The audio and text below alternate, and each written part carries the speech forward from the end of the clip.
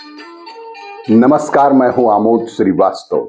Amazing thought, amazing message, amazing information की दिशा में आज एक कदम और आगे। आज के इस चिंतन का विषय है मनोगत भाव। आपको ये मेरा वीडियो अच्छा लगे तो लाइक करें, शेयर करें और लाल बटन दबाकर सब्सक्राइब अवश्य करें। साथ ही बेल आइकन दबाना बिल्कुल ना भूलें। आज के इस चिंतन का विषय है मनोगत भाव। मनोगत भावों को व्यक्त अवश्य कीजिए। मनोगत भावों को भले प्रकार उचित रीति से प्रकट कर सकने की योग्यता एक ऐसा आवश्यकीय गुण है जिसके बिना जीवन विकास में भारी बाधा उपस्थित हो जाती है। आपके मन में क्या विचार हैं, क्या इच्छा करते हैं, क्या सम्मति रखते हैं, जब तक यह प्रकट ना हो तब तक किसी को क्या पता चलेगा। मन ही मन कुड़कुड़ाने से, दूसरों के संबंध में भली बुरी कल्पनाएं करने से कुछ फायदा नहीं होने वाला। आपको जो कठिनाई है, जो शिकायत है, जो संदेह है, उसे स्पष्ट रूप से कह दीजिए। जो सुधार या परिवर्तन चाहते हैं उसे भी स्पष्ट रूप से प्रकट कर देना ही आवश्यक होता है। इस प्रकार अपनी विचारधारा को जब दूसरों के सामने रखेंगे और अपने कथन का औचित्य साबित करेंगे तो मनोकूल सुधार हो जाने की पूरी संभावना बनी रहती है। भ्रम का, गलतफहमी का सबसे बड़ा कारण यह है कि झूठे संकोच की झिझक के कारण लोग अपने भावों को प्रकट ही नहीं करते और इसीलिए दूसरा यह समझता है कि आपकी कोई कठिनाई या असुविधा नहीं है।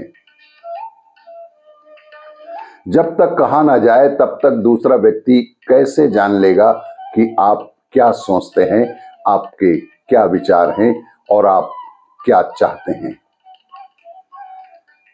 अप्रत्यक्ष रूप से सांकेतिक भाषा में विचारों को जाहिर करना केवल भावुक और संवेदनशील लोगों पर प्रभाव डालता है।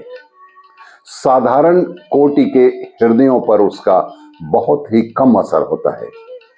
अपनी निजी गुत्थियों में उलझे रहने के कारण दूसरों की सांकेतिक भाषा को समझने में वे या तो समर्थ ही नहीं होते या फिर थोड़ा ध्यान देकर फिर उसे भूल ही जाते हैं। अक्सर बहुत जरूरी कामों की ओर पहले ध्यान दिया जाता है और कम जरूरी कामों को पीछे के लिए या बात के लिए छोड़ दिया जाता है। संभव है आपकी कठिनाई या इच्छा को कम जरूरी समझकर पीछे डाल दिया जाता हो और फिर कभी के लिए भी टाला जाता हो। यदि सांकेतिक भाषा में अपने मनोभाव प्रकट करने से काम चलता ना दिखाई पड़े तो अपनी बात को स्पष्ट रूप से नम्र भाषा में कह ही दीजिए। उसे भीतर ही भीतर दबाए रखकर अपने को अधिक कठिनाइयों में बिल्कुल मत डालिए। मनोगत भावों को सामने वाले को बता ही दीजिए। संकोच उन बातों के कहने में होता है जिनमें दूसरों की कुछ हानि की या अपने को किसी लाभ की संभावना होती है। ऐसे प्रस्ताव को रखते हुए झिझक इसलिए होती है कि अपनी उदारता और सहनशीलता को धब्बा ना लगे, नेक नियति पर आक्षेप किया जाएगा या क्रोध का भाजन बनना पड़ जाएगा। यदि आपका पक्ष उचित, सच्चा और न्यायपूर्ण है तो इन कारणों से झिझकने की कोई आवश्यकता ही नहीं। हाँ, अनीति युक्त मांग कर रहे हों तो बात दूसरी है।